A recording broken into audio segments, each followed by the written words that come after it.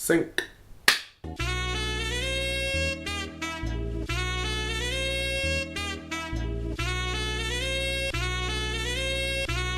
Okay, so in July 2015, I made the decision that I would no longer eat anything that anybody had to die for, because I saw it as wrong.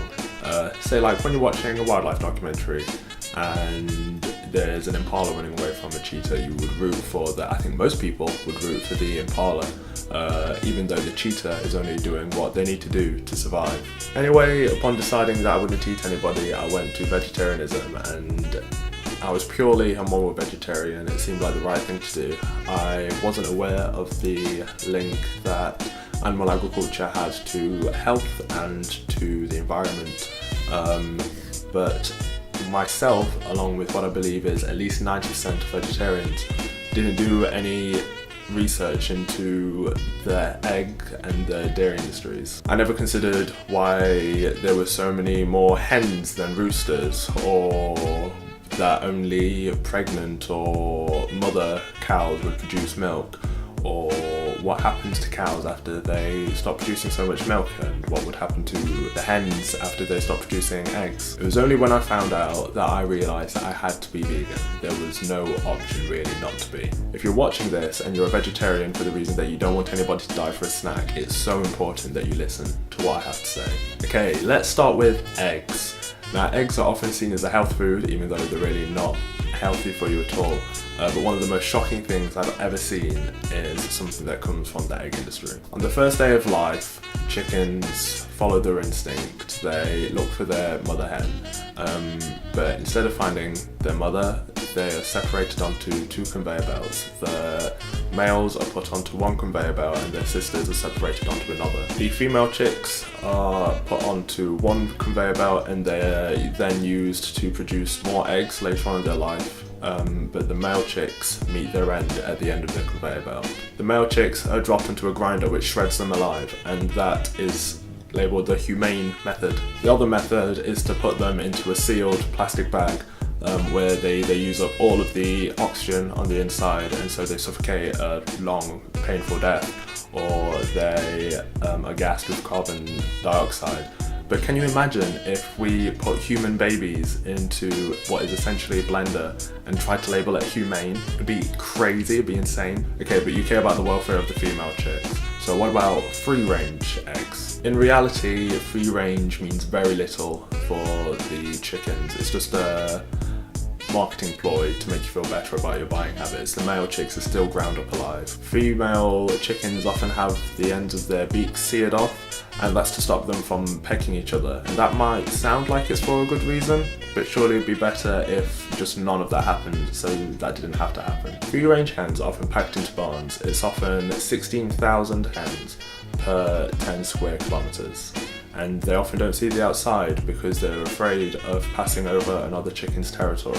I remember when I was about 14, I did a Duke of Edinburgh award where we went on hikes, and on one of the hikes I remember seeing a field in the distance, and it was weird because it looked white, but when we got closer it was actually just covered in hens. I couldn't believe it. It's like, if you've ever been to a gig and you're shoulder to shoulder with people, it's quite uncomfortable. It's like that, but for your entire life.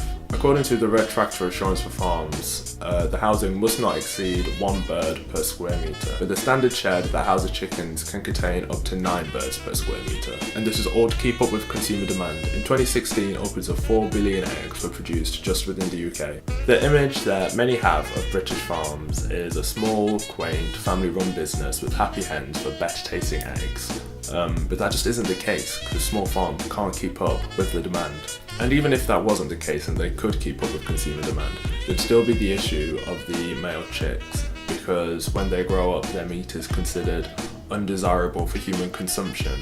But even if that wasn't the case, that wouldn't be okay because they'll still be killed needlessly. The chickens produce over 300 eggs per year, and that's in contrast to their wild cousins who lay between 10 and 15, and that again is in contrast to their red jungle fowl ancestors, which produced 4 to 6 eggs a year. This unnatural amount of strain on their bodies often causes an egg to be stuck inside of the chicken, and that will kill them. Once the chickens start to produce fewer eggs, because laying so many eggs is a drain on their nutrients, they get sent to slaughter. Yes, the egg industry is the chicken flesh industry. To be frank, eggs are unethical, and if that's not enough to put you off, they're chicken period. They're the passing of a chicken's menstrual cycle, and chickens only have one hole at the rear end. It's a combination of an anus and a vagina, and it's called a cloaca. And this is where eggs come from. And so not only are they awful for animal welfare, just as bad as the chicken flesh industry, they're also gross, and they're really bad for your health. They contain a lot of low density lipoproteins, which is bad cholesterol, and this leads to high blood pressure, heart disease, and strokes. So maybe try scrambled tofu next time instead of scrambled eggs. And even for baking, there's a ton of egg replacements that you can find just by Googling it. We also have vegan eggs, they're a thing now. At what age did you stop breastfeeding? Now, you may be shocked to hear this, but if you're not a vegan, the chances are you never did. Have you ever considered how really weird it is to drink the breast milk of another species, especially into adulthood? There's nothing about that isn't just completely bizarre. Imagine if somebody started drinking their pet dog's milk. It would be disgusting, and people tend to like dogs more than cows. Milk has something in it called casomorphines, and they're to keep the calf coming back to the mother in nature. And so, in other words, milk is chemically addictive. There's also contaminants of pus, feces, and blood in most milk. And yeah, sure, it's pasteurized, but I mean, cooked pus, feces, and blood is still pus, feces, and blood. Now onto the subject of the calves. Cows only produce milk when they are pregnant or they are a recent mother. And so to keep this cycle going, cows are artificially inseminated on something that is called a rape rack. Yes, even the people who do this call it a rape rack, where the farmer inserts the hand into the cow's anus to hold their vagina in a certain way, and then the cow is artificially inseminated with bull semen. So after this animal is basically sexually assaulted, they eventually give birth. And like any mother, they care for their child, they want to look after them. However, the farmers separate the calf and the cow because otherwise the calf would drink their mother's milk. The cow will breathe for weeks and stay in the same spot where they last saw the calf and cry out in hopes that the calf will come back, but they obviously never do. If the calf is a male, they'll be kept in a small crate so that they can't use their muscles, so the muscles won't mature and they can be sold for veal. Yes, the dairy industry is the veal industry. And at about 4 to 6 years of age, when the female cows drop off their milk production, they'll be sold for beef and slaughtered. A cow's natural lifespan is about 20 years. So if you convert the cow years into human years, if I was a female cow, I would already be killed.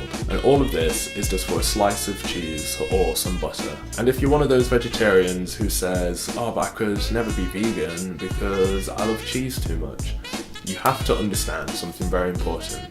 That is exactly the same as a meat eater who just says bacon though, and we all know how stupid that is. Dairy is also super easy to replace.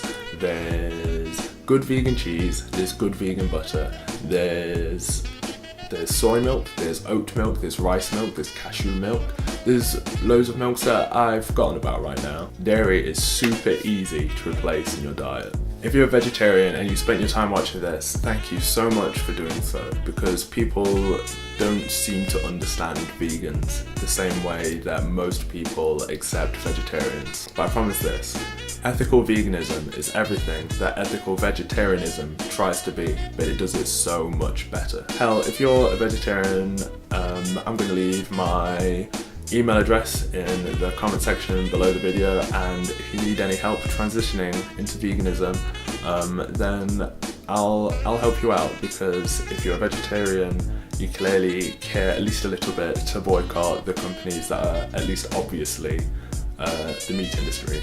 Well, that was a serious video. If you liked what I had to say, leave a thumbs up. If you're an angry egg or dairy farmer, leave a thumbs down. If you learned something, or if I made you see something and you liked, leave a comment down below. And yeah, I'll talk to you next time.